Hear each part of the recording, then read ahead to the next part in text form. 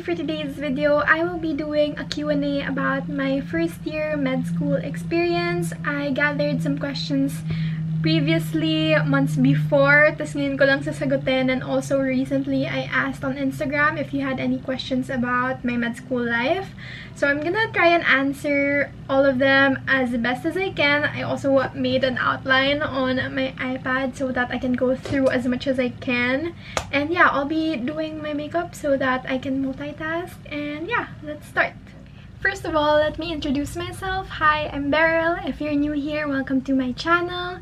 I am an incoming second-year medical student at UERM. And if you're wondering, my pre-med was actually BS Psychology at DLSU, and I graduated LaSalle last May 2020. First thing I want to talk about are the subjects. For the major subjects, those are anatomy, biochemistry, and physiology. For our minor subjects naman, patient-doctor relationship. And then for first sem, we also have history and perspective medicine, and also disease prevention and control. And then for second sem minors naman, we have PDR, yung patient-doctor relationship, human life cycle, and also epidemiology and research. Pinakamahirap for me was biochemistry. I hate that subject, even if we had that in college. I think yung college topics namin was like 1 or 2 days lang sa med school. I don't know, basta super konti lang yung naaral ko ng college. Yung favorite ko was physiology and anatomy, and also HLC, yung human life cycle, because it was kind of related to psychology. Med school is super fast-paced. I know in high school, sasabihin mo fast-paced ang college, but in med school talaga mas mabilis. Like, every meeting is a different topic, and I feel like sometimes I don't have enough time to study. What helped a little bit is that I had a bit of science background.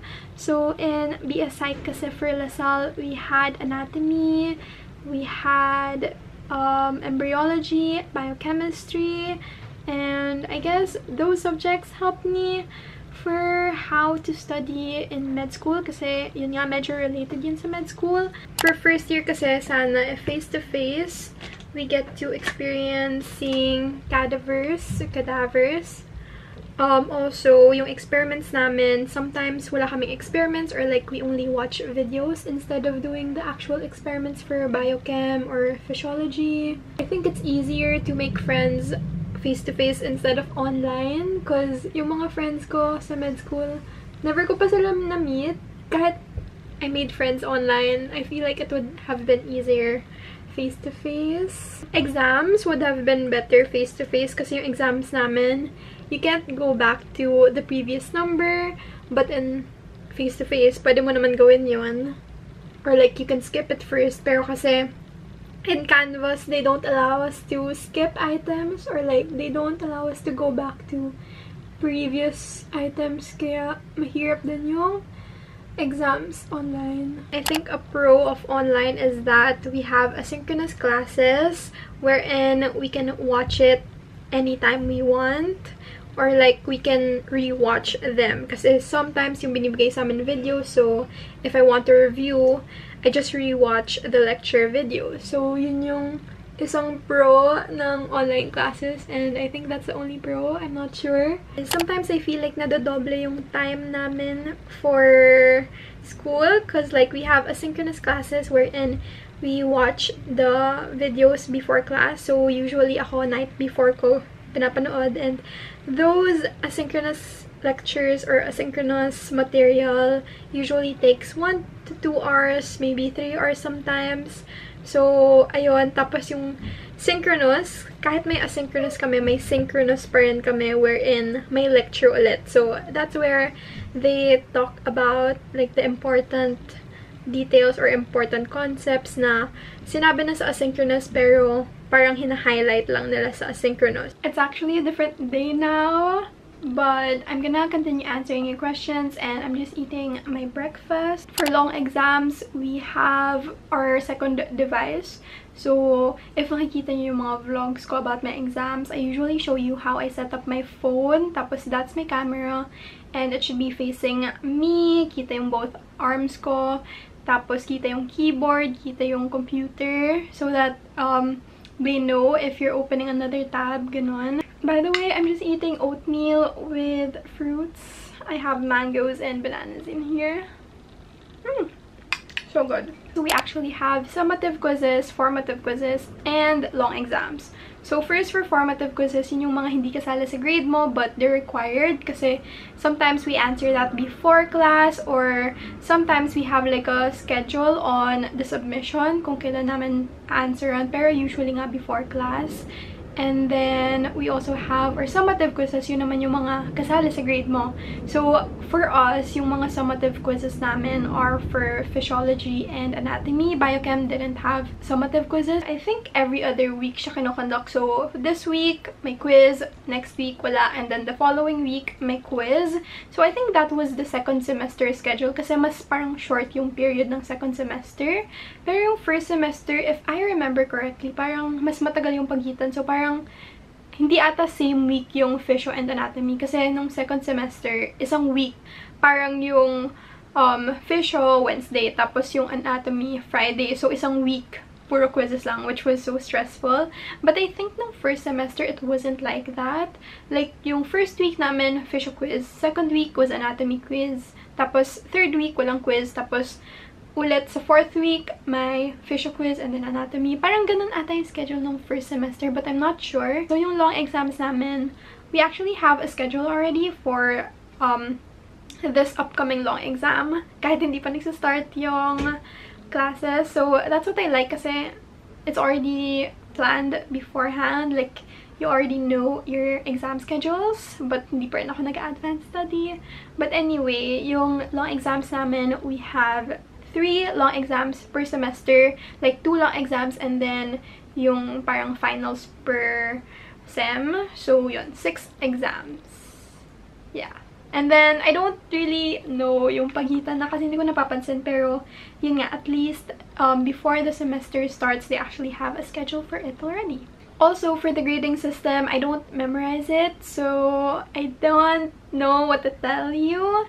Pero it's important to really do well on your finals, especially your finals, kasi if you're gonna take removals, kunwari mababa yung grade mo, below 75 ata, kailangan at least may 1 final exam ka na pasado para qualified ka for removals. I'm gonna say my study routine, but I don't follow this every time because sometimes I get lazy, sometimes nawawalan ako ng time, I'm not perfect, so I tend to cram sometimes, but I don't recommend cramming in med school kasi it's not gonna help. But anyway, I'm gonna show you how I study, or how I hope I'll study the following school year, or the following school year, this coming school year. So this coming August, sana ganito ako mag-aral. Yeah, this is just what works for me. And let me know your study tips down below if you have any. First is reading before class. I highly recommend that. What I do is read the trances of the upper batch, or like watch asynchronous material kapag pinost nila early, listen in class, and take notes. So when I do this, I actually write down things on the trances that I read before class, or like the day before class.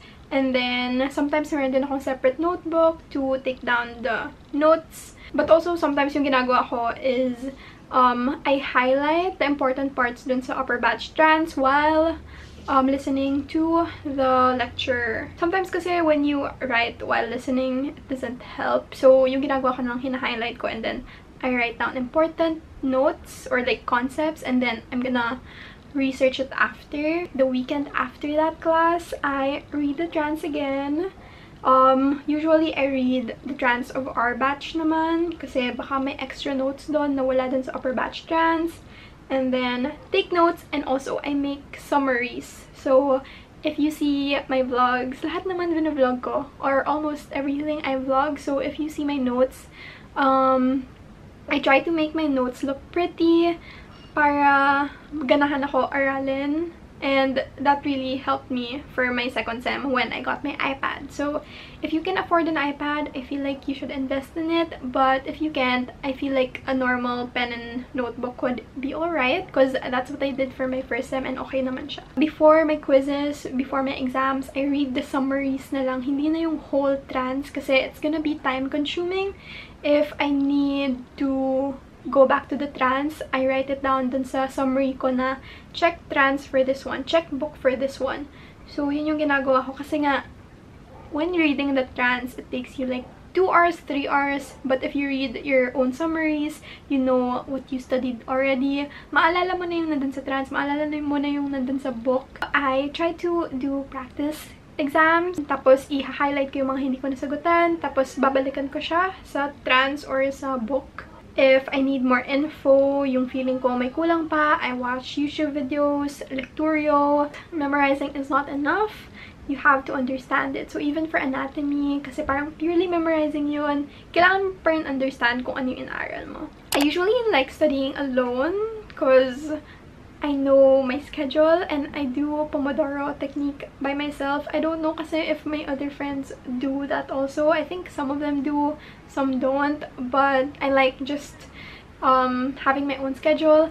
But also sometimes I like studying with my group of friends kasi minsan alam ko mad-distract ako, so kailangan may kasama akong nag-aaral para ma-motivate ako mag-aral. So it depends. Sometimes I want to be studying alone and sometimes I want to be studying in groups. There are so many challenges, but I feel like the most that I really deal with is that even if you study hard, you always think it's not enough, especially after your exams. Parang, ano yun? Ano nangyari dun sa exam na yun? One of the things that was hard for me also was the online setting. It was really hard to adjust. The whole school was adjusting to it. So, yun din yung medyo mahirap. I don't know if these are challenges or basta ito lang yung parang mga dilemmas ko or like yung mga problems na naiisip ko, but you question yourself if this was the right decision. Like, sometimes I think to myself, dapat ba nag-gap year ako? Dapat ba med school talaga yung pinili ko? So, yung mga ganon. Nafe-feel ko naman na tama to. Like, may mga times na talaga na super stressful na you don't know if you're gonna get through it, but you will. I guess it's important you have a hobby, because for me, vlogging is my hobby.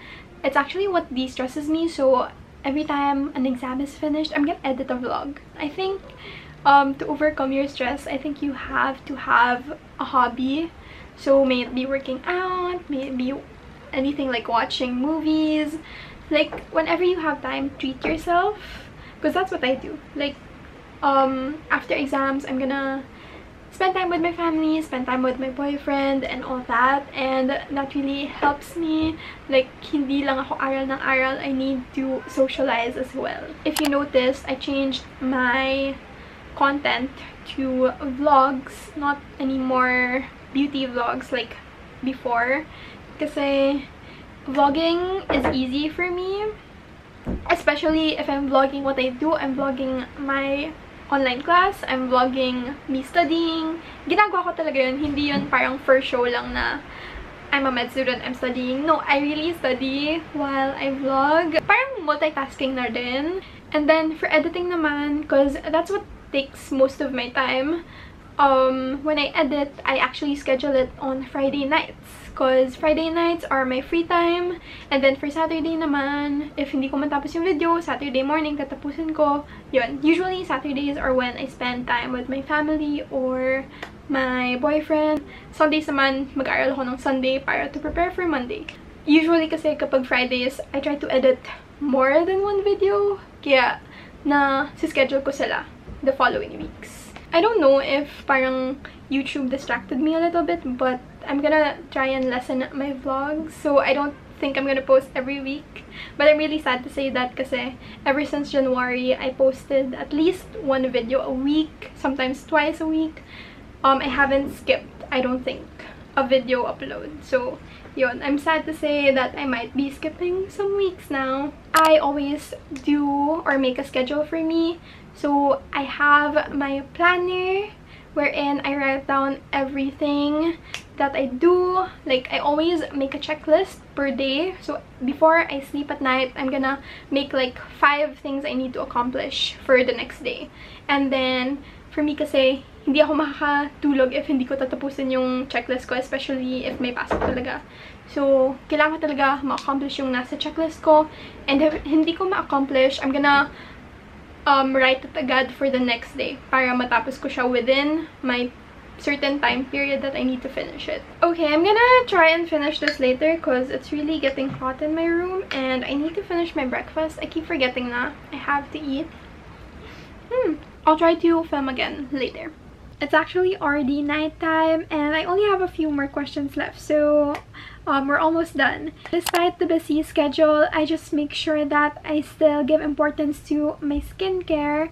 So, kunwari super busy talaga, I just try to make my skincare routine shorter. So, whenever I'm feeling lazy, which I've been feeling lately, and also kapag super busy na, especially that classes are about to start, I just do my 3-step skincare routine. So, I always cleanse my face before I go to bed. And also, what I discovered lately is this product. This is a new release from Pond's, and this is called their Pond's Bright Triple Glow Serum. I really like this because it has 3 main ingredients that really work well for your face. So this has first the Glutaboost C for brightening your face and reducing your dark spots. It also has niacinamide for smoothing your face to make your face poreless, and also it has hyaluronic acid for deeply hydrating your face. And this is really perfect for me because I have really dry skin. I actually have been using this for almost a week now, or more than a week, and I actually see results on my face, and I just really love this for every night. So I just use 2 to 3 drops of this. I just really like how it feels on my face. Ang bilis rin niya mag-absorb sa face. I'm gonna put a bit on my neck as well. And then for my last step, I just use my regular moisturizer. Even if you're busy, I just feel like you can still do your skincare routine. Don't forget to do it. And then kapag weekend, that's when you can just pamper yourself, do your face mask, put an eye cream, and all that stuff. I guess ever since I've wanted to be a pediatrician, I'm actually the eldest of my siblings, so I was the one who took care of them. And also I have a lot of cousins that are babies, that are kids, and I love spending time with them. So I guess that's why I wanted to be a pediatrician. If not med, actually I would have pursued psychology, like maybe clinical psychology. I guess I chose medicine because I think it's interesting, and yeah, I just wanted to be a pediatrician. And if not pediatrician, I think I'd go for psychiatry, pero wala. I think overall I just found it very interesting and I just don't see myself anywhere else. That's why I chose med. So I guess personally for me, expect the worst, and if you think you can handle it and if you think you want it, go for it. I think that's what I did. And also like what I said a while ago, if you think you can't see yourself anywhere else, maybe this is for you. And make sure that this wasn't anyone else's choice, it's your choice, because I feel like kapag pinilit ka lang mag-med school, hindi mo talaga siya magugustuhan and mahihirapan ka lang. If you want me to expound on the things I answered, just comment down below and I'll try to make a part 2 if you want. And yeah, thank you so much for watching. Hopefully this helped you out. Please give this a thumbs up if you like videos like this. Comment below more questions or more video suggestions, and I will see you on my next video. And please don't forget to subscribe for more med school related videos. Bye!